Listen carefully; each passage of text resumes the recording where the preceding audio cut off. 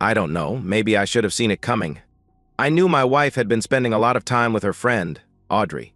I wasn't crazy about that. Audrey was divorced and lived a pretty wild life as far as I was concerned. She was constantly changing boyfriends. I couldn't keep up with them, but then I had no reason to try. I really didn't like her. Even so, I never tried to come between her and my wife, Linda. Looking back, maybe that was a mistake, I don't know. All I do know is that she was instrumental in convincing my wife to rip my heart out.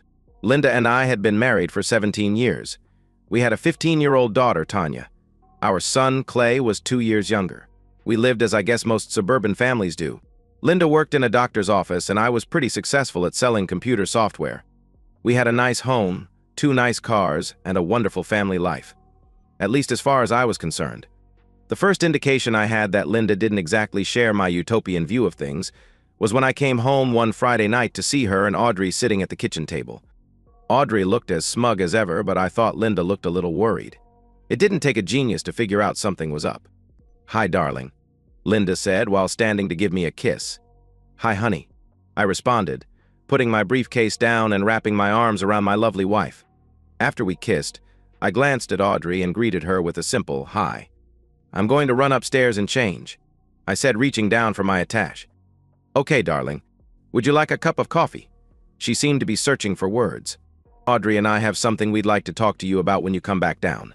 "What?" I asked, figuring there was no time like the present. "Well, why don't you go up and change, honey? I'll get your coffee and we'll talk when you come back down, okay?" I looked into her eyes for some sign of what it was all about.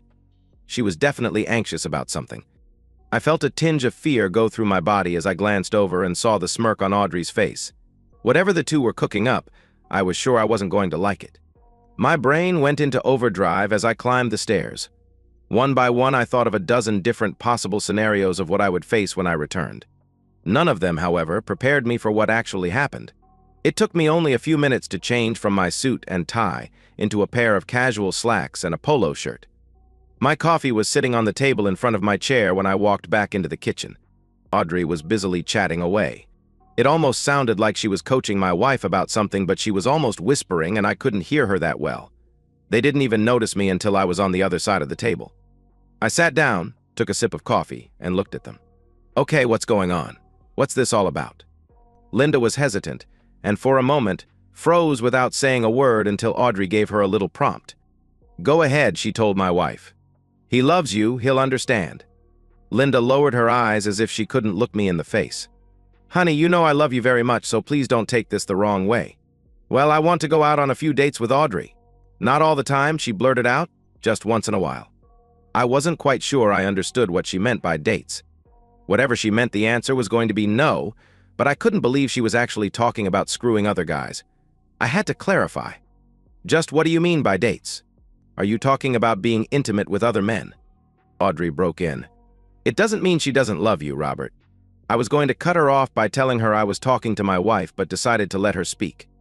I knew this wasn't my wife's idea. It had Audrey's name written all over it. But I wanted to see if I could figure out how the hell she got Linda to go along. She continued, "It's just intimacy, it doesn't mean anything. We were talking and she told me that besides you, she's only been with one other man in her whole life. That's ridiculous, Robert. I'm sure you've had a lot more women than that. She needs to get out and have a little fun." I looked back at my wife. "So, intimacy with me isn't fun." Linda finally looked up at me. I tried to mask the pain in my face, but I don't think I was doing a very good job. "I didn't say that," responded Audrey, again heading Linda off. "But men have different ways of doing things. It's just variety, that's all. There are a lot of guys out there who love their wives enough to let them go out and have a little fun. It doesn't mean anything, Robert. It's just intimacy. Hell, Linda and I discussed it and decided it was only fair to let you get a little on the side as well if you wanted." I looked back at Linda. I'm not sure if it was fear or regret that I saw, but I think she was beginning to feel like this was a big mistake. "I see," I said flatly. I could feel tears building in my eyes but was determined to hold them back. "Audrey, can you stick around for a little while? I want to discuss this more when I come back," I said, rising from my chair. "Sure," she replied with a triumphant look on her face. I'm sure she thought she had me. "Where are you going?" Linda asked, finally speaking again. "I'll be back in a little while." I responded, but not answering her question. I went into my home office and closed the door. Since I was a kid, I've always taken a no-nonsense approach to life. Oh, I don't mean I don't like to have fun. I can party with the best of them and I have a great sense of humor, but when it comes to serious matters, I believe in facing them head-on. I fought more tears as I sat down at my computer and started typing my response to Linda's proposal. Dear Linda, I never thought I would be so hurt by the woman I have loved with all my heart for so many years, but when you informed me of your intentions to have intimacy outside of our marriage, you broke my heart. I know your friend Audrey is behind it, but your willingness to go along with her scheme has already damaged our relationship and our marriage. Just to be absolutely clear as to my position concerning your intended infidelity, I categorically state that I will consider any sexual relations of any kind, with a male or female, as a betrayal and a violation of our wedding vows. To further clarify, sexual relations include any oral or physical stimulation in a sexual manner, either given or received. Should you disregard my feelings in this matter and continue with your adulterous quest, here's what will happen. 1. On Monday morning, I will immediately file for divorce. 2. I will contact our parents and everyone we know to inform them of our impending divorce and explain exactly why I took the action I did. 3. I will sit down with the children and explain the reasons we are divorcing. 4. Until our divorce is final, I will leave no stone unturned until I uncover the names of anyone you date. If they are married, I will inform their wives. I will have no mercy and no sympathy for them, or their families. Make sure they know this before you put them and their families in jeopardy. 5. Once the divorce process has started, there will be no turning back. We will always be connected through our children, but I will break off all emotional ties with you and start rebuilding my life without you in it. My dear, you have a choice to make. Above are the consequences should you make good on your threat to have sex with other men. However, should you decide you would rather continue in this marriage, there will be conditions. As I have already stated, revealing your intentions for having extramarital sex has hurt me more than I ever thought I could be hurt. At this point, I don't know if I can forgive you or if the damage to our marriage can be repaired, but I am willing to try, providing you accept my terms. 1. Immediately cut all ties with Audrey. Never again be in contact with her for any purpose. 2. Until I decide differently, you will move your belongings into the spare bedroom and sleep there. 3. You will make an appointment with your doctor and be tested for STD. I will not even consider having intimate with you until I know for sure you are safe. Should any results prove positive, I will immediately file for divorce. 4. Consent to put a GPS in your car that I will access on a daily basis and answer any questions I might have as to your whereabouts without any negative attitude. 5. Agree to marriage counseling. If you concur with my demands, I will try my best to forgive you, but rebuilding my trust will take time and patience. What you must do now, my darling, is choose. I pray you to choose wisely. Hurt, but still with all my love, Robert. C.C. Audrey Simpson, Mr. and Mrs. Darrell Hoskins, Mr. and Mrs. Bryce Anderson, Mr. John Coulter, attorney at law. I could hear Linda and Audrey talking as I finished. I knew they moved from the kitchen to the couch in the living room. I wished I could hear what they were saying, but in the end, it really didn't matter. I had taken my stand and there would be no negotiations. I went into Mail Merge and addressed an envelope and a copy of the letter to my parents, Linda's parents, and our family attorney. I stuffed and sealed each envelope respectively and stamped them. I then made 2 more copies for the co-conspirators. I saw them both turn their heads in my direction when they heard me exit my office. "I'll be right back," I said, heading for the front door. "I have something for the mailbox." "Mailbox?" my wife questioned. "Can't that wait? We have to talk." I was out the door before she could complete what she was saying. I walked to the corner and mailed all 3 copies of my deposition. A few minutes later, I was back. I approached both women sitting on my couch and handed them each a copy of my statement. "What's this?" Linda queried. "Have you considered what we talked about?" "Yes, I have," I countered. "You hold in your hand my thoughts on the subject. I wanted to spell them out in black and white to make sure there are no misunderstandings." They both tentatively started to unfold their paper. I carefully watched Linda's face as she read. Tears immediately flooded her eyes. "You bastard," screamed Audrey. "What kind of a prick are you?" "Come on, Linda," she said, taking my wife by the hand. "Shut up," my wife yelled, jerking her hand from Audrey's grip. "He's my husband and I love him. Nobody, including you, is going to call him names in my presence." The look of shock on Audrey's face was priceless. "Out," my wife continued. "I want you out of my house and out of my life. I don't ever want to see or hear from you again." Linda stood and lifted Audrey up by the arm. "This is goodbye, Audrey," she said, escorting her former friend to the door. "I mean it. I listened to you and now my marriage is in trouble. Stay away from me," were her last words before slamming the door in Audrey's face. She turned toward me with tears rolling down her cheeks. "I'm so sorry. I didn't mean to hurt you. Yes, I accept your demands and anything else you say. I swear, Robert, I haven't done anything, but I'll be glad to get tested for STD. Please tell me that eventually you'll forgive me. I know it will take time, but I love you. I don't want a divorce. Heavens, I can't even picture my life without you." I said I'd try, Linda. "I can't promise more than that right now. Except for one thing, one slip.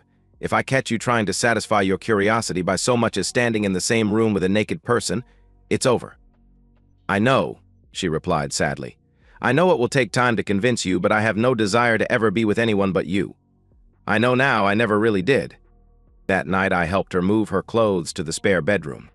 For the time being, we simply told the kids we had a fight and were sleeping in different rooms until we cooled off. They were skeptical. I could see it in their faces, but cautiously accepted our explanation. The next day I went out and bought a GPS for Linda's car. Without her knowledge, I also bought a recording device for the phones. It was a simple little gizmo. All you did was plug it into any phone jack. When a call was either placed or received from any phone in the house, it recorded both sides of the conversation. When the connection was broken, the recorder stopped. I set it up in my office and hid the unit behind the filing cabinet, just in case. Sunday, I equipped Linda's car with the GPS and downloaded the software to my laptop. I was hopeful but not assured of our future together. Linda's job required her to work only 4 days a week. She got Saturday, Sunday, and Monday off. Needless to say, I kept my eye on that GPS signal all day at work. Monday, she went to the grocery store at about 10 o'clock. Other than that, the car never left the drive. I was still very apprehensive and anxious to review the phone tap. When I got home that night, the kids were doing their homework at the kitchen table while Linda was cooking dinner.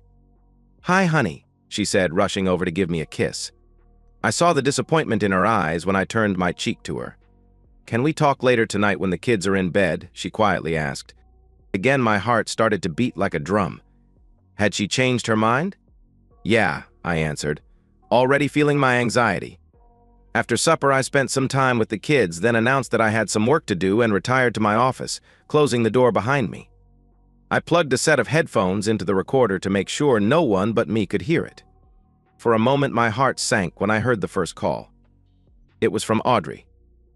"Hello," my wife answered on the second ring. "Hey, girlfriend, is he at work? Can you talk?" "Audrey, was I not clear the other day? I don't want to talk to you. You are no longer my friend, get that through your head."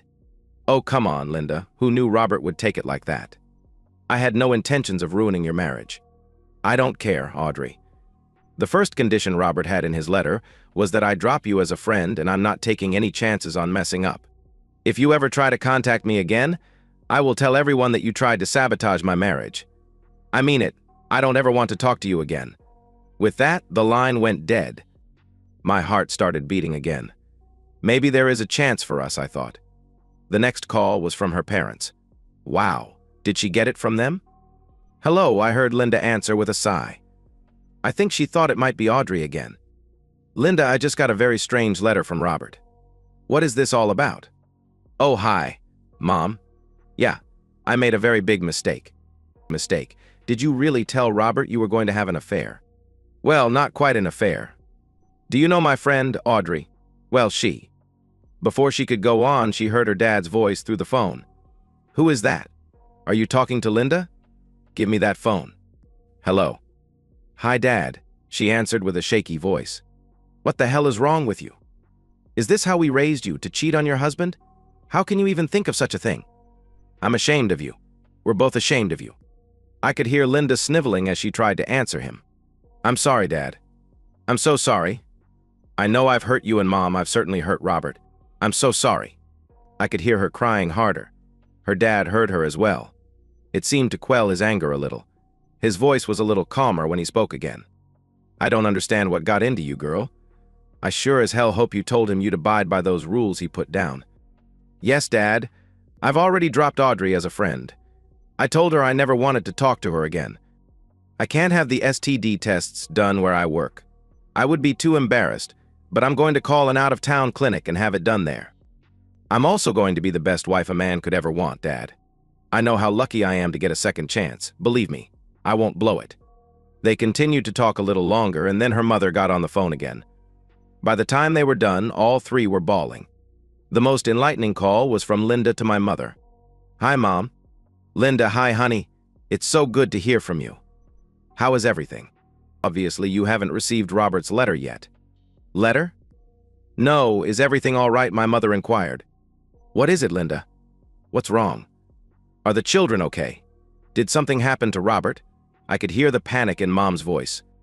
"No, Mom, the kids are fine. Robert's fine." "Well, I did something really stupid and it's hurt our marriage. Robert's threatened to divorce me and..." "Divorce? What did you do?" "I told him I wanted to date other men," she told my mom. "What? Why would you say something like that?" "I don't know, Mom. It was stupid. I let a friend of mine fill my head with a bunch of nonsense. She's single and she's always going out with different guys. She's got all these stories about having intimate with them. She says no two guys do it alike, some are better than others, but everyone is different. She made it sound like I was missing out on so much fun all the time. She kept telling me I should get out there and experience what life had to offer. She said she could line me up with as many guys as I wanted, and we could double date. She just kept talking, and like an idiot, after a while, I started to listen to her. "Linda, you're married. She's single. That's a big difference." "I know," my wife responded. But she introduced me to a friend of hers, a married friend. Her name was Betty. She said her husband let her go out with other guys all the time. She said he loved her so much he wanted her to have fun. After all, it was just sex. The two of them got together and tried to convince me Robert would do the same because he loved me. Inwardly, I knew he'd never go for it, but I kind of followed their lead. I never stopped to think how much it would hurt him. The pain in my mom's voice came through loud and clear. "Oh, Linda, how could you?" she sobbed. "I'm sorry, Mom. I'm so sorry." "What happened? Did he leave you? What about the kids?" "No, he didn't leave me. He gave me an ultimatum: dump the girlfriend who talked me into it and give up any notion of sleeping with anyone else, or divorce. We're also going to go to a marriage counselor. He sent out a letter explaining our situation. It went to my mom and dad, you and Dad Anderson, and to our attorney. My mom and dad already got it, but I figured it'd take another day to get to you guys." You could hear my mom crying. "Linda, I don't know what to say. I never thought you could be so cruel. I hope for your sake, Robert loves you as much as I think he does. If I'd done something like that to Bryce, I would have been out on my ass in a hurry." "I know, Mom." Now it was Linda who was crying again. "I promise I'll never hurt him again. I came real close to losing him, but I'm going to show him how sorry I am every day for the rest of my life. Please forgive me." Listening to both of them crying was causing my own eyes to well up. At about 10 o'clock that night, we made sure the kids were in bed and then sat on the couch for our talk. I was still in the dark as to the nature of our little powwow, but I could see moisture already building in Linda's eyes as she started. "I talked to our parents today. Mom and Dad got your letter, boy," she said with a forced chuckle. "Dad really let me have it. Actually," she said after a second thought, "everyone pretty much let me have it. Your mom and dad hadn't received the letter yet, but I'm sure they'll get it tomorrow, so I called to kind of cushion the blow. Too bad I didn't think to do that for my own folks. Everybody's so hurt and disappointed in me. Why wouldn't they be? I'm disappointed in myself. I just want to say again how sorry I am." She wiped the tears from her eyes and continued.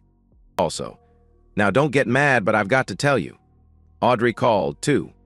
I guess she thought I was kidding when I said we were no longer friends. Anyway," I told again.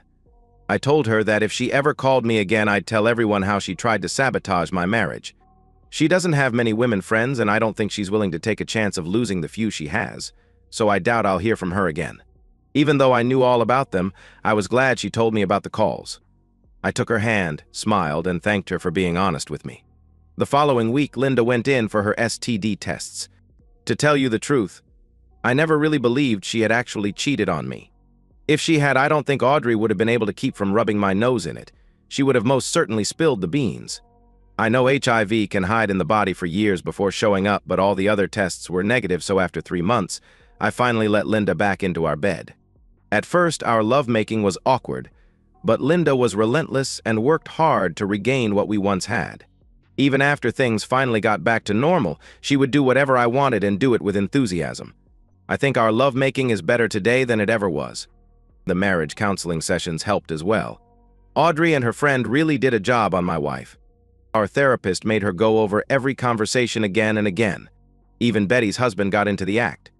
From what she said, he did his best to convince her that he let his wife play around because he loved her so much.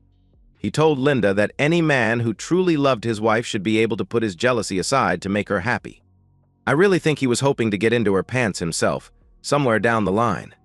One of these days I'm going to have to look that asshole up and personally express my feelings for his assistance in seducing my wife. Between the three of them, they really poured it on thick. It's been over a year since that ill-fated day, and although I've never had the slightest cause for suspicion since then, I still monitor Linda's whereabouts with the GPS once in a while. I also check her phone calls every so often. Once that seed of distrust has been planted, it's hard to let it go. Next month, we're going to celebrate her mom and dad's 50th wedding anniversary. Looking back at what we went through and where we are today, I'm pretty confident that in 31 years and 3 months, we'll be doing the same.